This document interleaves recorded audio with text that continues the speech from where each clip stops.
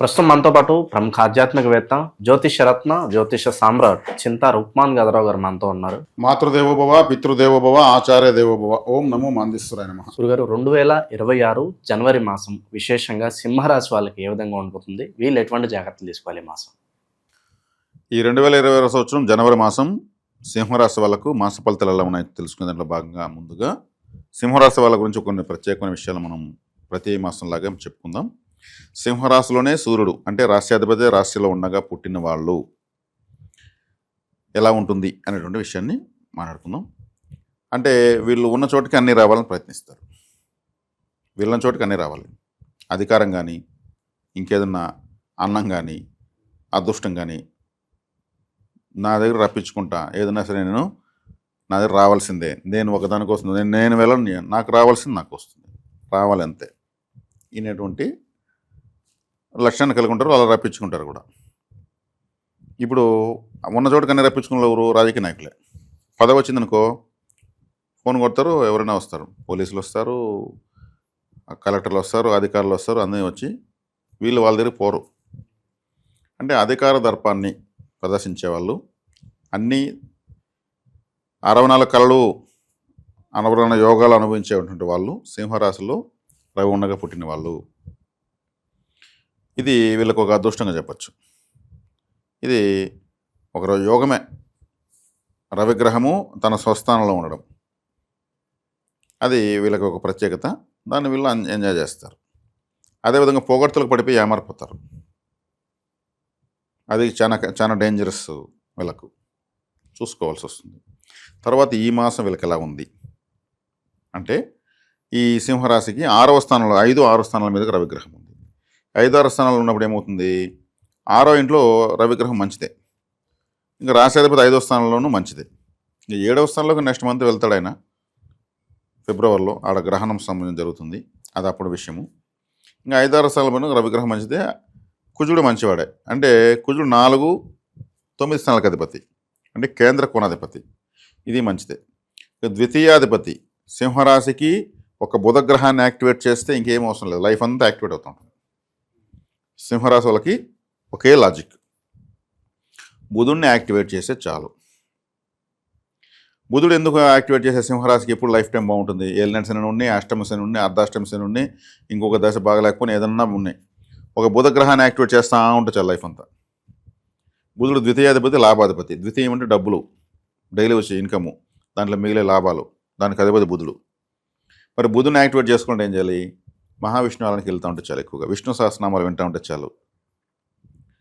విష్ణు సహస్రనామం వింటూ ఉంటే చాలు, వీళ్ళు ఆటోమేటిక్గా డెవలప్ అవుతూనే ఉంటారు. మహావిష్ణు ఆలయాలు ఎక్కువ సందర్శించాలి. మన మదురై తమిళనాడులో ఉంది. మదురై ప్రాంతంలో కళ్ళలగర్ అనే ఒక ఆలయం ఉంది. కళ్ళలగర్ మహావిష్ణు ఆలయం. ఆలయం రేవతి నక్షత్రానికి యాక్టివేషన్ నక్షత్రం టెంపుల్. ఆ టెంపుల్కి వెళ్ళి రావచ్చు. తిరుమలకు వెళ్ళి రావచ్చు. ఇంకా అనంత పద్మనాభ స్వామి, ఇంకా ఎక్కడో ఎన్నెన్నో మహావిష్ణు ఆలయాలు ఉంటాయి. బద్రీనాథ్, మనకు దగ్గరలో ఉన్న ఆలయాలకు వెళ్ళి రావచ్చు. దూరంగా ఉన్న ఆలయాలకు పోయి వచ్చేస్తామని వెళ్ళి రావచ్చు. బుధుడు యాక్టివేట్ చేయాలంతే. ఇంకా వీళ్ళకు రాశి ఫలితాలు అవసరం లేదు, ఇంకో ఫలితం అవసరం లేదు, లైఫ్ యాక్టివేట్ అవుతుంటుంది. సింహరాశి వాళ్ళకి ఒక వరం, ఒక గ్రహాన్ని యాక్టివేట్ చేసి లైఫ్ అంతా సెట్ అవుతుందంటే ఒక్క సూక్ష్మం. అంటే డబ్బు వస్తే చాలు కదా, లైఫ్ అంతా బాగుంటుంది కదా. ఆ డబ్బు రప్పించే పాయింట్ మహావిష్ణు ఆలయం, బుధగ్రహ యాక్టివేషన్. ఆ బుధుడు కూడా ఉన్నాడు ఇప్పుడు, శుక్రుడు కూడా ఉన్నాడు, కుజుడు కూడా ఉన్నాడు. అంటే ప్రభుత్వ గ్రహం ఇది. ప్రభుత్వ గ్రహంతో మిగతా అధికారులంతా కూడా జరుగుతున్నారు ఇప్పుడు 5వ స్థానంలో, 6వ స్థానంలో. కాబట్టి సింహరాశి వాళ్ళకి బాగున్నట్టే. అష్టములో శని ఉన్నాడు, అష్టమ శని ఉన్నాడు. దానికేం బెంబెలెత్తిపోవాల్సిన అవసరం ఏం లేదు. అష్టమ శని ఏం చేసేసేది ఏం లేదు. మామూలుగా ఏలినాటి శనికి ఎక్కువ ప్రాధాన్యత ఇవ్వాలి, కానీ అష్టమ శని, అర్ధాష్టమ శని పెద్దగా అంత తీవ్రంగా ఆలోచన అవసరం ఏం లేదు. సప్తమంలో రాహు ఉన్నాడు, దాన్ని కాకుండా సీరియస్ తీసుకోవచ్చు. సప్తమ రాహు మంచోడు కాదు. ఈ సింహరాశికి మొట్టమొదటి బద్ధశత్రువు శని, రాహు, తర్వాత శుక్రుడు. కాబట్టి ఇక్కడ రవిగ్రహం 5, 6 స్థానాల్లో ఉండడం మంచిదే. కూడా బుధ, శుక్రుడు, కుజుడు ఉండడం మంచిదే, ఇబ్బంది ఏం లేదు. ప్రస్తుతానికి గ్రహస్థితి సాఫీగా సాగిపోతూ ఉంది. వీళ్ళు అష్టమ శనికి మాత్రము కాలభైరవ ఆరాధన చేసుకుంటే మంచిది. శివాలయానికి ఎక్కువ వెళ్ళి రావాలి. శివాలయానికి ఎందుకంటే ఈ రాశాధిపతి రవిగ్రహానికి శక్తినిచ్చేటువంటి దేవత పరమేశ్వరుడు, శివ అధిష్టాన దేవత శివుడు రవిగ్రహానికి. చాలామందికి ఆ విషయం తెలీదు. సాక్షాత్తు వెంకటేశ్వర స్వామి హృదయంలో శివలింగాన్ని పెట్టుకున్నాడు, ఆ బొమ్మలో కనిపిస్తుంది. అనంత పద్మనాభ స్వామి కింద శివుని పూజిస్తూ ఉంటాడు. కాబట్టి వీళ్ళు ఎక్కువగా శివకేశవ ఆరాధన చేయడం మంచిది. ఈ రెండు చేస్తే సక్సెస్లోకే పోతారు తప్పితే 1% కూడా వెలువనికి రారు. వీళ్ళు కులదేవత ఆరాధన కంపల్సరీ చేసుకోవాల్సిన రాశి. కాలపురుడికి 5వ రాశి సింహరాశి. 5వ స్థానం అంటే కులదేవత, 5వ స్థానం అంటే సంతానము, 5వ స్థానం అంటే ప్రేమ, అదృష్టము, అవన్నిటికీ సూచిస్తుంది. కాబట్టి కులదేవత ఆరాధన మొట్టమొదటి సింపుల్గా వెరీ స్ట్రాంగ్గా చేసుకోవాలి. ఇది వీళ్ళని ఎటువంటి వ్యతిరేక గ్రహ పరిస్థితిని కాపాడుతుంది. ప్రస్తుతానికి వీళ్ళకు రాహుగ్రహానికి పరిహారం చేసుకోవాలి. రాహుగ్రహ పరిహారం చేసుకుంటే గరుడ ఆరాధన చేయాలి. గరుత్మంతుని ఆరాధన చేస్తే రాహువు నియంత్రించబడతాడు, సర్పగ్రహం కాబట్టి. ఇక బుధుడికి నేను చెప్పినట్టు మహావిష్ణు ఆలయాలు సందర్శించవచ్చు. రాశాధిపతి యాక్టివేట్ కావాలంటే శివుణ్ణి ఆరాధించవచ్చు. ప్రస్తుత గోచారం అనేది వీళ్ళకి 50-50గా ఉంది. ఓకే. సో ఆ 50లో కాస్త నెగిటివ్ ఉంది కదా గురుగారు, ఏ విషయాల్లో ఎక్కువగా జాగ్రత్తగా ఉండాలంటారు? వేటి జోలికి పోకూడదు వీళ్ళు ప్రత్యేకంగా? పోగొట్టులకు పడకూడదు. సింహరాశి వాళ్ళకి అది బలహీనత. రాహు అంటే మస్కా కొట్టే గ్రహం, ఏమారిస్తాడు. ఏమార్చడంలో ఆయన మించిన వాళ్ళు లేరు. వీళ్ళు పొగిడితే పడిపోతారు.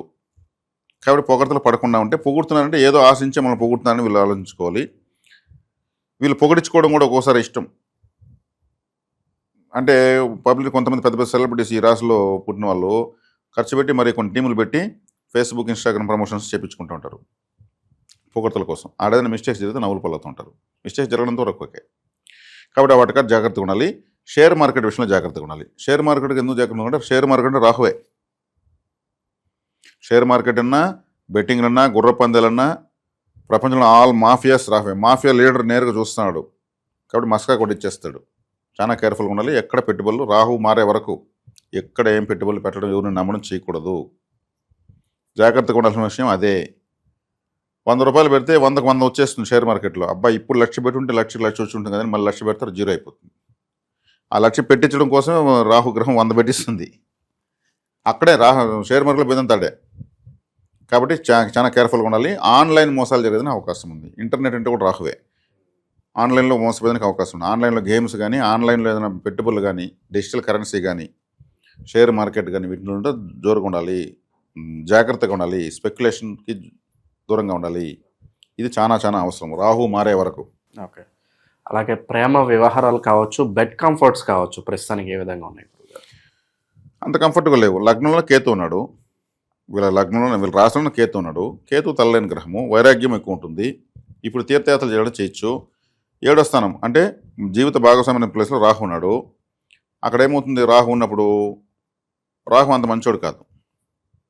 వీళ్ళ రాశికి ఎక్కడున్న రాహు డేంజరే. ఎందుకంటే ఆ రాహు 2గా తెగిపోవడానికి, విడిపోవడానికి కారణం రవిచంద్రులే, వాళ్ళ ఖండించబడ్డానికి. అందువల్ల వీళ్ళని పగబడేశారు. రాహు నేరుగా రాశిని చూస్తున్నప్పుడు ఏమవుతుంది, అది గత సంవత్సరం గ్రహణం వేరే జరిగింది. ఆ గ్రహణం వీళ్ళకి మంచిది కాదు. మళ్ళీ గ్రహణం ఉంది. ఫిబ్రవరి మాసంలో రవిగ్రహం పోయి టచ్ అవుతున్నాడు. అది వేరే దేశాల్లో కనిపిస్తుంది. కాబట్టి రాహు ఉన్నప్పుడు జీవిత భాగస్వామి అనే విషయంలో డిస్ప్యూట్స్ తీసుకొచ్చేస్తాడు. కేర్ఫుల్గా ఉండాలి.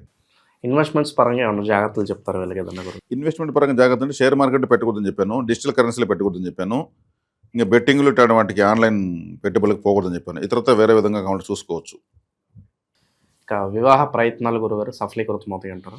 వివాహ ప్రయత్నాలు సఫలీకృతం అవుతుంటే వ్యక్తిగత జాతకంలో ఏదైనా గొప్ప గ్రహస్థితి ఉన్నప్పుడు వర్కౌట్ అవుతుంది. కానీ 7వ స్థానంలో రాహు ఉన్నప్పుడు అంత కంఫర్ట్గా ఏం కాదు. ఆయన శుభగ్రహం కాదు, నైసర్గిక పాపగ్రహము. ఈ రాశికి అత్యంత శత్రువు. కాబట్టి ఆల్రెడీ పెళ్లి చేసుకున్న వాళ్ళ జీవితాల్లో కూడా కొన్ని డిస్టర్బెన్సెస్ వస్తాయి. రాహు అంటే అనుమానంగా చూసే చూపులు, అనుమానంగా చూసే ఆలోచనలు, ప్రవర్తనలు, ఇల్లీగల్ కాంటాక్ట్స్, అట్లాంటి వేదన ఉన్న వాళ్ళకైతే ఇప్పుడు తలకాయ నొప్పులు వస్తాయి. 50-50గా ఉందనుకున్నాము. కాస్త మరి అనుకూలంగా ఉండాలంటే ఎటువంటి పరిహారాలు, దైవారాధనలు ఇంకా విశేషంగా బాగుంటాయి అంటారు వీళ్ళకి? పరిహారాలు, దైవారాధనలు అంటే వీళ్ళకు కులదేవత అనేటువంటి పాయింట్లో మనం చెప్పుకొని వచ్చాం. కులదేవత అంటే 5వ రాశి, మేషం నుంచి 5వ రాశి, 5వ స్థానమే కులదేవత. ఎవరికైనా వాళ్ళ రాశి నుంచి 5వ స్థానము కులదేవతను సూచిస్తుంది. ఇది డైరెక్ట్గా కాలపుటికి 5వ స్థానం అయింది కాబట్టి కులదేవత ఆరాధన వీళ్ళు విశేషంగా చేసుకోవాలి. దశ బాగున్నా చేసుకోవాలి, దశ బాగాలేకపోయినా చేసుకోవాలి, జాతకం ఉన్నా చేసుకోవాలి, జాతకం లేకపోయినా చేసుకోవాలి. కాబట్టి మనము కులదేవతారాధనకు వీళ్ళకు సంఘాలైనటువంటి ఈ కర్రలు మనం సపోర్ట్ చేస్తున్నాము. ఈ సంఘాల కర్రలు 3 సైజుల్లో ఉంటాయి. ఇది తెప్పించుకుని పెట్టుకుని చాలు. ఇదేం సంవత్సరం కొనే పని లేదు. ఒకసారి తీసేస్తే తరతరాలకు ఉండిపోతుంది. కులదేవత తెలియని వాళ్ళు, అది కూడా తెలిసిన వాళ్ళైతే పర్లేదు, వాళ్ళకి అవసరం లేదు. తెలియని వాళ్ళే ఎక్కువ ఉన్నారు కాబట్టి ఒక సొల్యూషన్ తీసుకొచ్చాము.